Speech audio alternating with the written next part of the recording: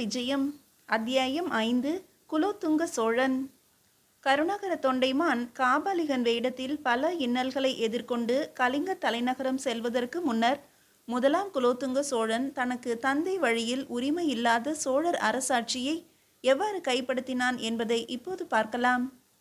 சுங்கம் தவிர்த்திருள் நீக்கி உலகாண்ட ஸ்ரீ குலோத்துங்க சோழதேவர் என்று கல்வெட்டில் புகழப்பெற்றுள்ள இம்மன்னன் கீழை சாளுக்கிய மன்னனாகிய ராஜ நரேந்திரனின் புதல்வன். இவனது தாய் கங்கை கொண்ட சோழன் என்று உலகம் போற்றும் முதலாம் ராஜேந்திர சோழனுடைய புதல்வி அம்மங்கை தேவி. எனவே இவன் தந்தை வழியில் சோழ மரபினன் அல்ல. ஆனால் தாய் வழியில் சோழர் மரபிற்கும் இவனுக்கும் தொடர்பிருத்தல் வெளிப்படை.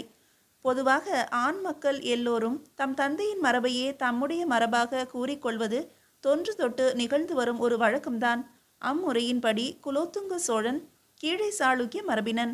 ஆனால் இவன் தன் தாய்ப்பாட்டன் அரண்மனையில் பிறந்து இளமை பருவத்திலிருந்து அங்கேயே வளர்ந்து வந்ததாலும் தமிழ் மொழியையே தாய்மொழியாக கொண்டு பயின்று தமிழ் மக்களின் வழக்க ஒழுக்கங்களை மேற்கொண்டதாலும் இவன் தன்னை சோழ அரசகுமாரனாகவே கருதிவிட்டான் என்பது புலனாகிறது.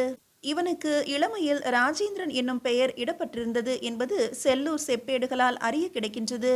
அஃது இவன் தாய்ப்பாட்டனாகிய கங்கை கொண்ட சோழனது அபிஷேக பெயர். பாட்டன் பெயரே பேரனுக்கு வைப்பது பண்டைய வழக்கமாதலின் அப்பெயர் இவனுக்கு வழங்க பெற்றது எனலாம்.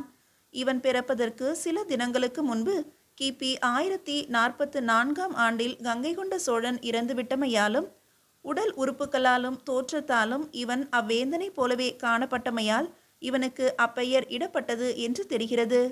இவன் தன் தந்தையின் ஆட்சி காலத்தில் வேங்கி நாட்டில் இளவரசு பட்டம் கட்டப்பெற்ற நாளில் அந்நாட்டின் வழக்கப்படி விஷ்ணுவர்தனன் என்னும் அபிஷேக பெயர் அளிக்கப்பட்டனன். வேங்கி நாட்டில் காணப்படும் இவனது கல்வெட்டுகளில் அப்பெயர் தவறாமல் குறிக்கப்பட்டிருக்கிறது.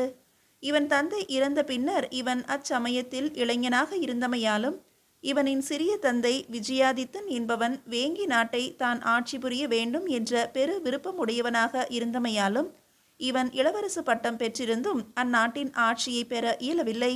குலோத்துங்க சோழனின் சிறிய தந்தை விஜயாதித்தன் வேங்கி நாட்டில் ஆட்சி புரிந்த காலத்தில் சோழ நாட்டின் பேரரசனாக வீற்றிருந்து ஆட்சி புரிந்தவன் குலோத்துங்க சோழனின் மாமன் வீரராஜேந்திர சோழன். வீரராஜேந்திர சோழன் பேராற்றல் படைத்த பெரு வீரன். அவனது ஆட்சி காலம் முழுவதும் போரிலேயே கழிந்தது எனலாம். இவன் தன் தமையன்மார் கொண்ட விரதத்தை தன் ஆட்சி காலத்தில் நிறைவேற்றி விட்டதாக தனது கல்வெட்டுக்களில் கூறியிருப்பது குறிப்பிடத்தக்கது. இவனது மெய்கீர்த்தி செங்கற்பட்டு மாவட்டம் திருமுக்கூடலில் உள்ள கல்வெட்டில் காணப்படுகிறது. அந்த கல்வெட்டில் பின்வருமாறு பொறிக்கப்பட்டுள்ளது: வீரமே துணையாகவும் தியாகமே அணியாகவும் செங்கோலோச்சி கருங்கலி கடிந்து தென்னனை தலை கொண்டு சேரனை திரை கொண்டு சிங்கள தேசம் அடிபடித்து வெங்கலத்து ஆகவ மல்லன் ஐமடி வெண்கண்டு வேங்கை நாடு மீட்டு கொண்டு தன்னுடன் பிறந்த முன்னவர் விரதம் முடித்து வந்து பணிந்த விஜயாதித்தருக்கு மண்டலம் அருளி கழலடைந்த மன்னருக்கு கடாரம் எரிந்து கொடுத்தருளி சோமேஸ்வனை கண்டை தேசங் கைவிட துரத்தி தன்னழை அடைந்த சளுக்கிய விக்ரமாதித்தனை என் திசை நிகழ கண்டிகை கட்டி இரட்டப்பாடி 7.5 இலக்கமும் எரிந்து கொடுத்தருளி விஜய சிம்மாசனத்து 7 உலக முழுதுடையாளோடும் வீற்றிருந்தாளின் சக்கரவர்த்திகள் ஸ்ரீ வீரராஜேந்திர தேவர் என்பதாகும். அன்றியும் இவன் ஆகம வல்லனை ஐமடி வெண்கண்டு என்று தன் கல்வெட்டுக்களில் வரைந்திருப்பதால் மேலை சாளுக்கிய மன்னனாகிய ஆகம வல்லனை இவன் போரில் 5 முறை வென்றிருத்தல் வேண்டும் என்பது நன்கு புலனாகிறது. வீரராஜேந்திர சோழன் மேலை சாளுக்கியரோடும் பிற வேந்தர்களோடும் புரிந்த போர்கள் சிலவற்றில் குலோத்துங்க சோழனும் தன் மாமனுக்கு உதவி புரிந்து வந்தான் என்பது சில நிகழ்ச்சிகளால் அறியப்படுகிறது. வீரராஜேந்திர சோழன் வேங்கி நாட்டில் உள்ள விஜயவாடையில் மேலை சாளுக்கியரோடு போர் நிகழ்த்தி வெற்றி பெற்று தன்பால் அடைக்கலம் புகுந்த விஜயாதித்தனுக்கு அந்நாட்டையே அளித்த காலத்தில் நம் குலோத்துங்கனும் அந்நிகழ்ச்சிகளில் கலந்து கொண்டிருத்தல் வேண்டும் என்று தெரிகிறது. அன்றியும் வீரராஜேந்திர சோழன் கடாரத்து அரசனுக்கு உதவி புரியும் பொருட்டு சோழ நாட்டிலிருந்து பெரும் படை ஒன்றை அனுப்பிய நாளில் கடாரத்துக்கு சென்ற படைத்தலைவர்களில் அரசகுமாரனாகிய குலோத்துங்கனும் ஒருவனாவான்.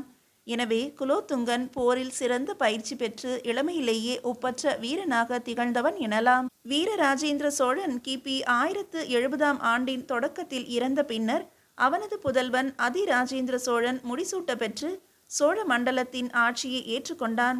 முடிசூடிய சில மாதங்களிலேயே அதிராஜேந்திர சோழன் ஊழ்வினை வயத்தால் இறக்க நேர்ந்தது என்பதும் அவ்வாண்டிலேயே முதல் குலோத்துங்க சோழன் முடிசூட்ட பெற்றிருத்தலும் நன்கு புலனாகிறது.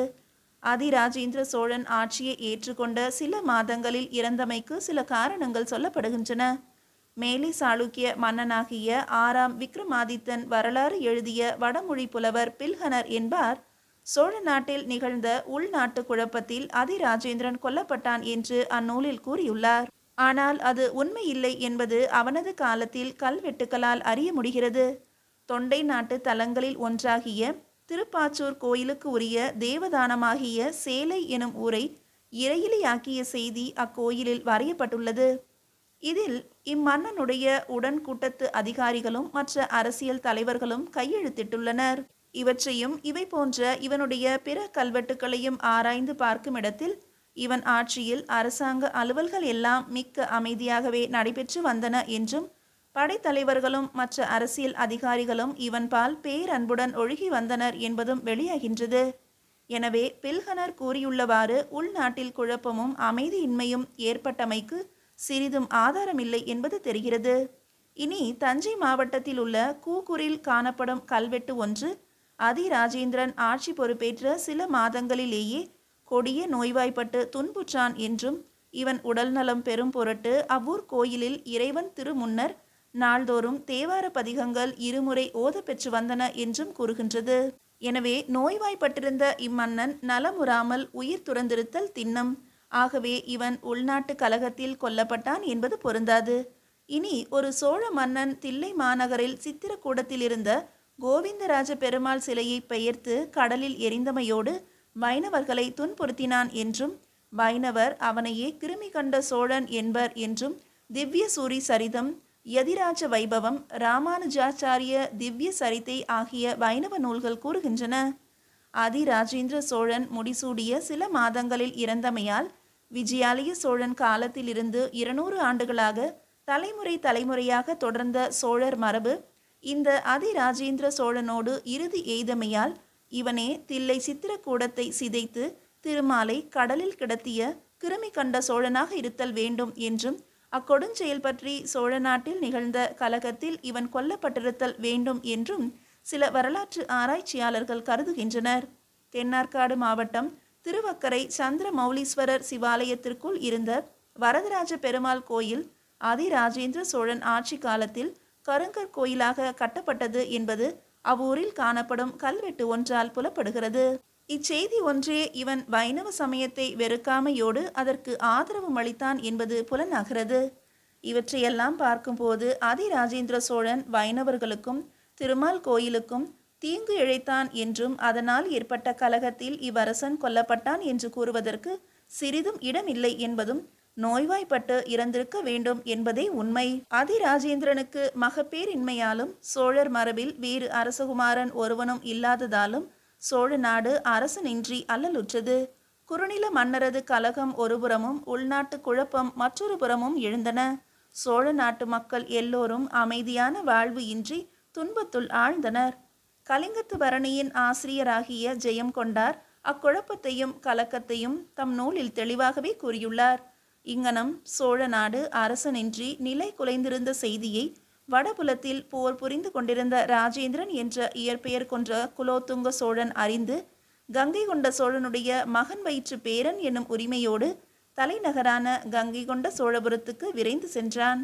அங்கிருந்த அமைச்சர்கள், படைத்தலைவர்கள் முதலான அரசியல் அதிகாரிகள் எல்லோரும் இவ்வரசகுமாரன் தக்க சமயத்தில் வந்தமைக்கு பெரிதும் மகிழ்ந்து இவனது உரிமையையும் ஏற்றுக்கொண்டு சோழர் மரபில் எவரும் இல்லாமையால் சோழ ஆட்சியை இவனுக்கே அளிப்பது என்று உறுதி செய்து அதன்படி முடிசூட்டுவதற்கு தக்க ஏற்பாடுகள் செய்யப்பட்டு கிபி 1070ஆம் ஆண்டு தலைநகரத்தில் இவன் முறைப்படி முடிசூட்டப்பட்டான். அது முதல் குலோத்துங்க சோழன் எனும் அபிஷேக பெயரும் எய்தினான். சோழ மன்னர்கள் முடிசூட்ட பெறும் நாளில் ராஜகேசரி, பரகேசரி என்ற பட்டங்களை ஒருவர் பின் ஒருவராக மாறி மாறி புனைந்து கொண்டு ஆட்சி புரிந்து வந்ததை போல குலோத்துங்கனும் ராஜகேசரி எனும் பட்டம் புனைந்து அரசாளத் தொடங்கினான். இவ்வாறு கீழே சாளுக்கிய அரசகுமாரன் ஆகிய ராஜேந்திரன் குலோத்துங்க சோழன் எனும் பெயருடன் சோழ ராஜ்யத்திற்கு சக்கரவர்த்தியாக முடிசூட்டப்பட்டவுடன் எங்கும் குழப்பம் ஒழிந்து அமைதி நிலவுவதாயிற்று. குறுநில மன்னர்களும் சிற்றரசர்களும் படைத்தலைவர்களும் குலோத்துங்க சோழ சக்கரவர்த்திக்கு அடிபணிந்து நின்றனர். குலோத்துங்க சோழ சக்கரவர்த்தியும் தம் முன்னோர்களைப் போல நாட்டு மக்களுக்கு நலம் புரிவதையே குறிக்கோளாக கொண்டு ஆட்சி புரிய தொடங்கினான். இவன் சோழ சாம்ராஜ்யத்துக்கு சக்கரவர்த்தியாகி ஆட்சி புரிய தொடங்கியவுடன் வேங்கி நாடும் இவனது ஆளுகைக்கு உட்பட்டது. இனி கருணாகர தொண்டைமான் என்ன ஆனான் என்பதை அடுத்த அத்தியாயத்தில் காணலாம்.